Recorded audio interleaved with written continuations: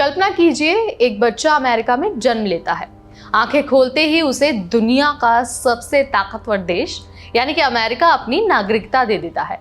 ना पासपोर्ट, ना कागज, सिर्फ जन्म ही उसका हक बन जाता है। लेकिन अब इसी अधिकार पर सवाल उठ रहे हैं। कहा जा रहा है कि अब हर जन को नागरिकता नहीं मिलेगी। लेकिन अगर अमेरिका में जन्म लेने से अब नागरिकता नहीं मिलेगी तो आगे क्या होगा? क्या होगा उन बच्चों का जिनके माँ बाप पहले से वहां बसे हुए हैं लेकिन कानूनी दस्तावेज पूरे नहीं हैं? क्या वो बच्चे किसी देश के नागरिक कहलाएंगे?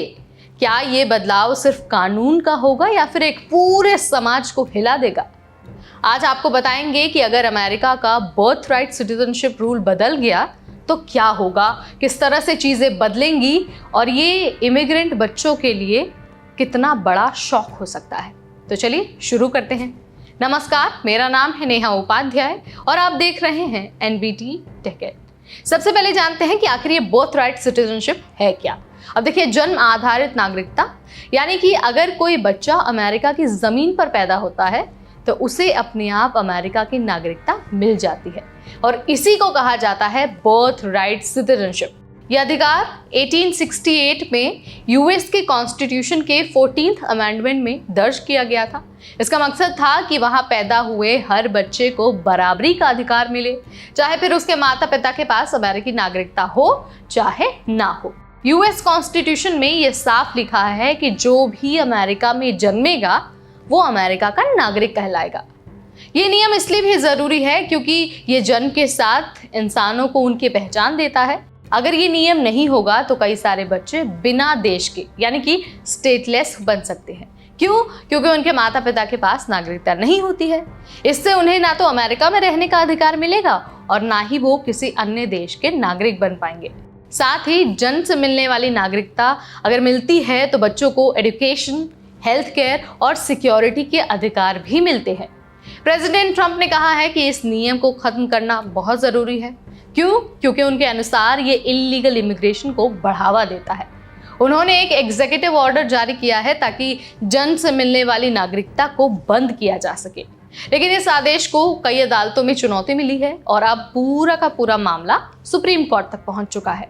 सुप्रीम कोर्ट के सामने ये सवाल है कि क्या प्रेसिडेंट अकेले अपने आदेश से ही 14वें संशोधन को बदल सकते हैं?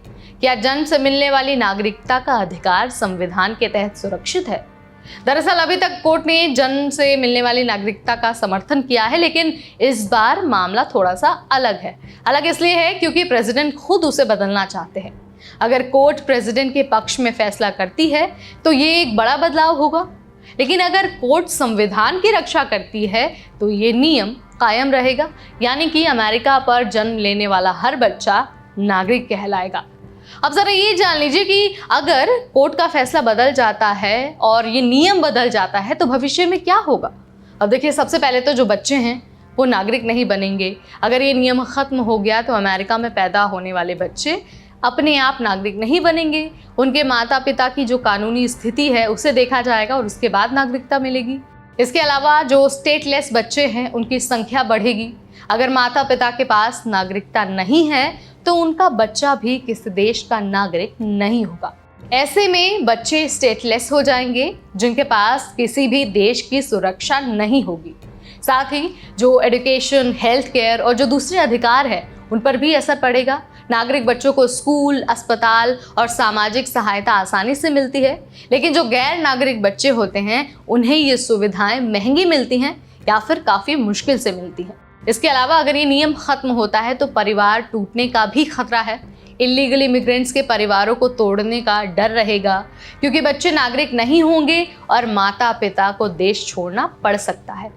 लेकिन इन सब के बीच जो यूएस की इकॉनमी है उसके बारे में भी बात करना बहुत ज़रूरी है और साथ ही जो पॉपुलेशन है उस पर बात करना भी उतना ही ज़रूरी है।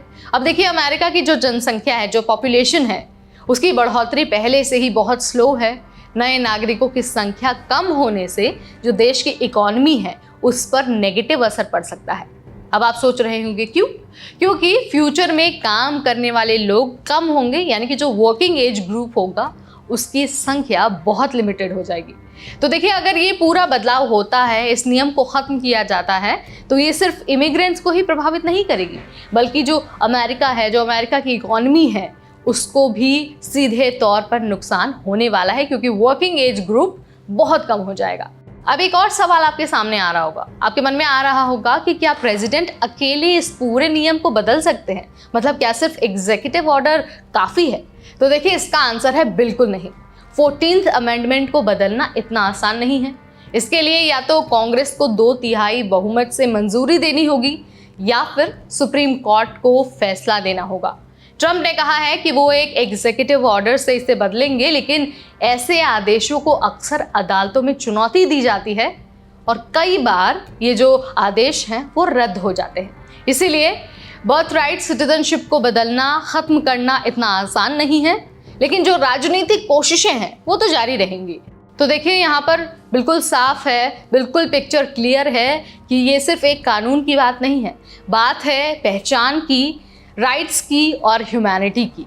अगर जन्म से मिलने वाली नागरिकता को ख़त्म कर दिया जाता है, उसमें कोई बदलाव किया जाता है, तो लाखों प्रवासी बच्चों पर इसका सीधा असर पड़ेगा। वो स्टेटलेस हो जाएंगे, परिवार टूटने का डर होगा और साथ ही वो किसी भी देश की नागरिकता लेने के योग्य नहीं रहेंगे। हालांकि अभी तक इस पर आदेश कोई नहीं आया है, सुप्रीम कोर्ट में ये केस चल रहा है। वर्डिक्ट जल्द ही आ जाएगा और उसके बाद साफ हो जाएगा कि ये नियम रहेगा या फिर इसमें बदलाव किया जाएगा। अब इसके सारे इफ्स एंड बट्स मैंने आपको बता दिया है, प्रॉज एंड कॉन्स सब बता दिया है और ये भी बता दिया है कि इसे बदलना आसान क्यों नहीं होगा। अब आप मुझे बताइए कि कमेंट सेक्शन में कि आप क्या मानते हैं, क्या इसे बंद कर देना चाहिए, क्या ट्रम्प सही है, या फिर आपको लगता है कि इससे प्रवासी बच्चों को असर पड़ेगा तो इसे चलते रहना देना चाहिए। जो भी आप मानते हैं, let me know in the comment section. इस वीडियो में फिलहाल इतना ही, अगली बार फिर आएंगे नई जानकारी लेकर। Till then, this is me Neha Upadhyay signing of.